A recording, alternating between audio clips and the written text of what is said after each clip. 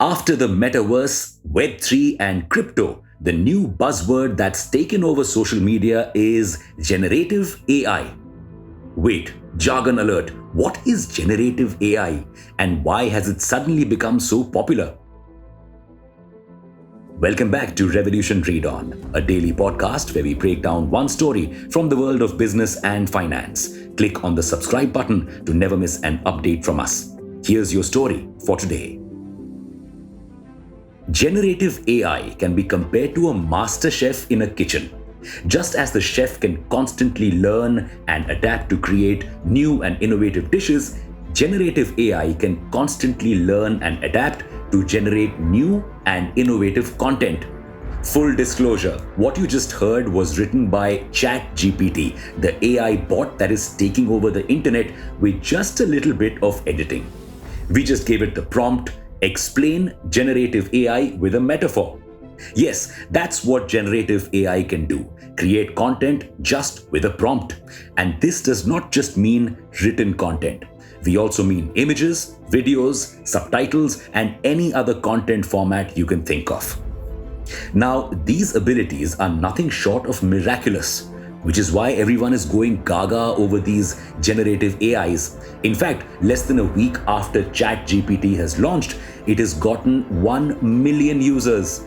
But history has proven that not all that is hyped is worth it. Let's take a deeper look into the pros and cons of generative AI. Generative AI can create blog posts, marketing copies, academic papers, and even poems in just minutes. So it's going to save us a lot of time. And the best part, it can also write code. This could help startups build and launch new features very easily. Microsoft VS Code has added Copilot, an AI-based tool that can help you write code faster. TikTok and Canva have announced the launch of a text-based image generator, and even Shutterstock is considering integrating DALL-E into its platform. In fact, the AI-powered no-code tools market, tools that help you create websites and apps without writing code, has already reached $2.5 billion and is growing at a 28.1% CAGR.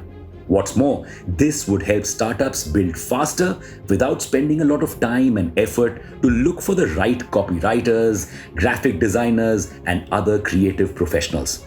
And better yet, ChatGPT could also be a great learning tool. It could even be better than Google and Wikipedia sometimes. Many people already seem to be replacing Google with ChatGPT, and that's where things get a little scary. You see, the thing with generative AI is that it is a little too human. Huh?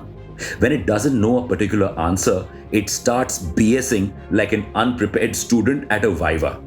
So, using ChatGPT as Google is definitely not recommended. And we are not saying this. ChatGPT said it itself. Plus, this AI can be used to generate toxic comments and spread misinformation. But this is not it. The biggest concern with the dawn of AI is that it could dominate the world.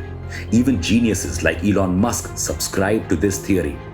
But most actual AI experts claim that there's no chance AI will go all Avengers Age of Ultron on us and try to wipe out humanity. It just doesn't seem possible according to the laws of physics.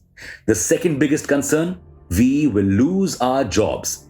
Now, will AI do all the writing and explaining we do? Will it replace us? Well, if you go through ChatGPT answers a little closely, you'll realize that the AI cannot do in-depth research like journalists do.